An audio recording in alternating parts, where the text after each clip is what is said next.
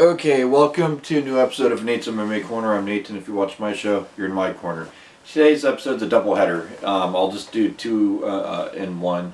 So I'll do a quick rundown of the last UFC card, post-fight rundown, and then a pre-fight for UFC 245 with predictions.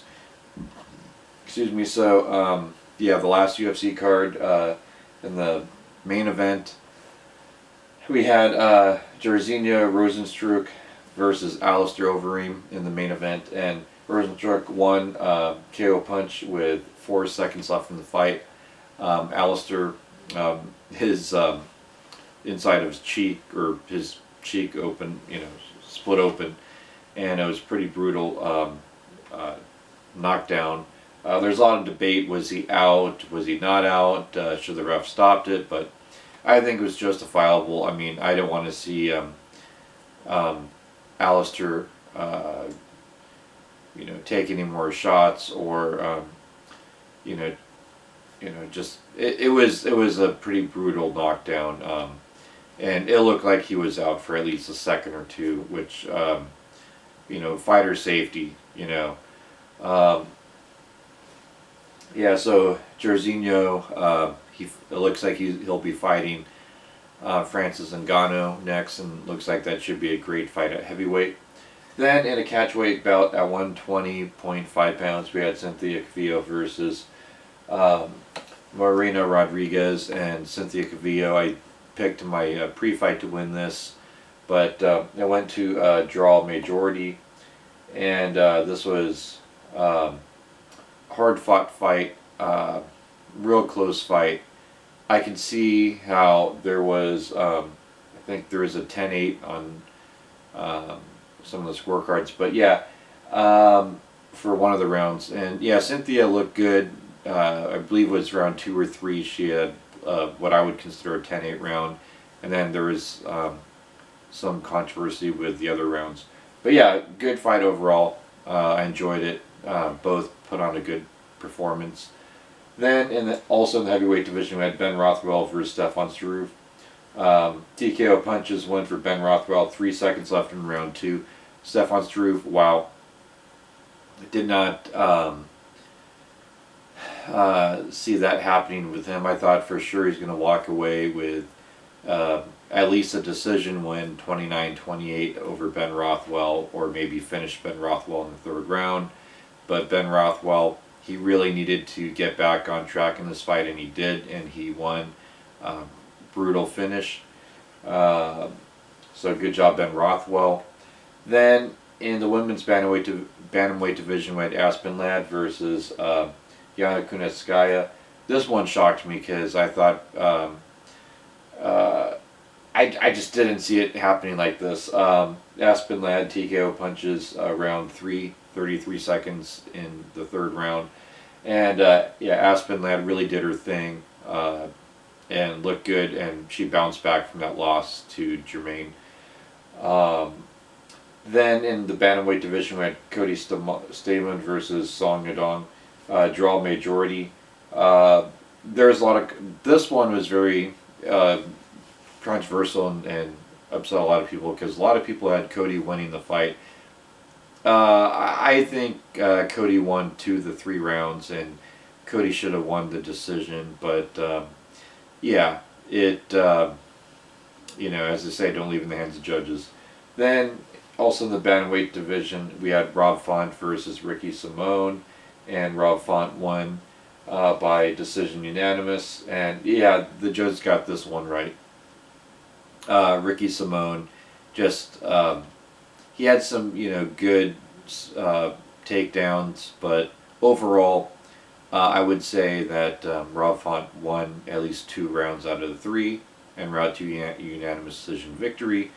Then, okay, so now we'll do my pre-fight for UFC 245. So, in the main event, well, you know what? I'll save my main event. So I'll go up the ladder. In the bantamweight division, we have Petri Yan versus Rye Faber. I'm going to go with Rye Faber here because I think his jiu-jitsu's a lot better, and Yan, he's talented, he's a young guy, but so was Ricky Simone, and Ricky Simone had great wrestling, and I thought Ricky Simone would just walk right through Ryan Faber, and Ryan Faber proved me and a lot of other people wrong. So I think Ryan Faber will win this fight, and will find himself being talked about again as a top contender.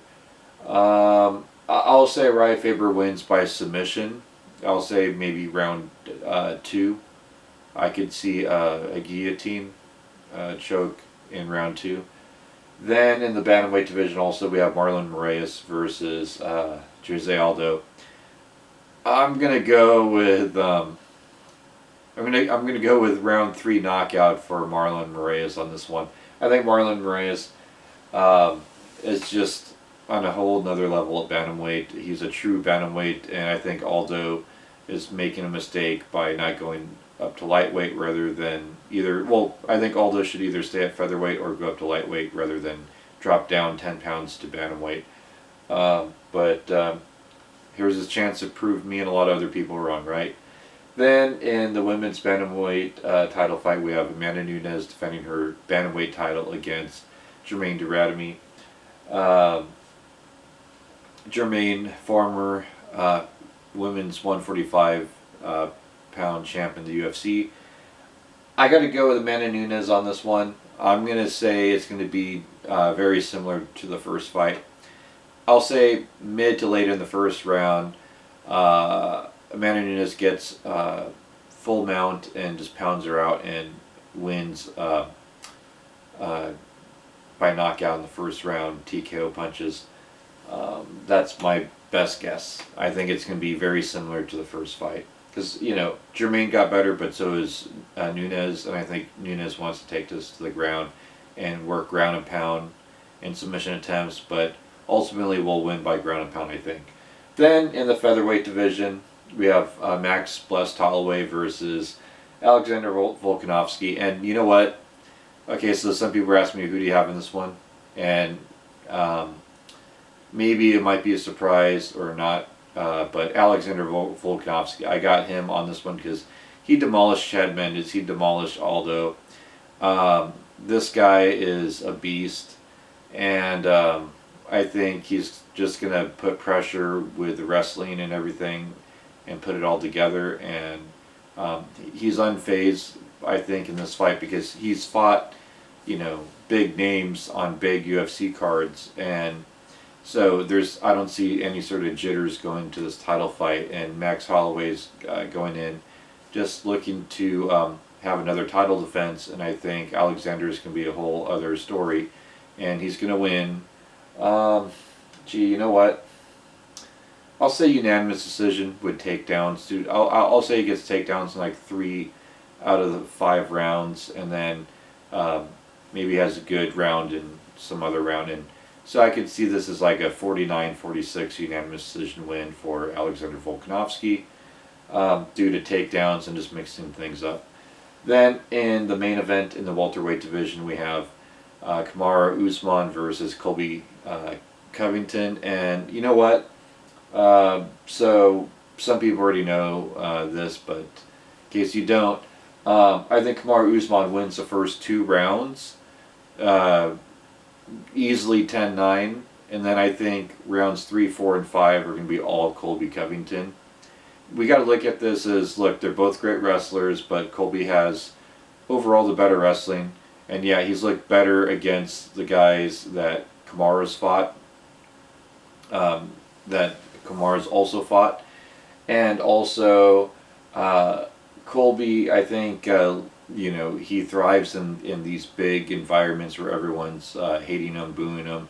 He's been here, main event, co-main event, and so, you know, Kamaru has too, but I think, yeah, he's gotten the head of Kamaru, and I think that Colby Covington has cardio, and then it just, again, the strike numbers he landed on Robbie Lawler, the strike attempts, you know, on Robbie Lawler will just kind of, you know, really throw Kamaru off guard. And also, let's, you know, looking at it, like Kamaru's won a lot of fights by decision, and so is Colby.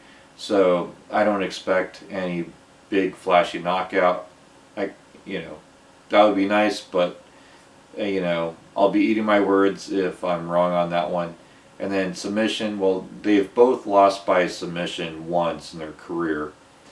But I think both of them have gotten better jiu-jitsu skills since then, and they're both hungry for this win. And I think Colby's cardio and his pressure ultimately gets it done here and gets him a unanimous decision victory. 48-47 win for unanimous decision win for Colby Covington, 3 rounds of 2. So there you have it. There's my predictions. Stay tuned for my coming episode post-fight on this card. Until then, see ya.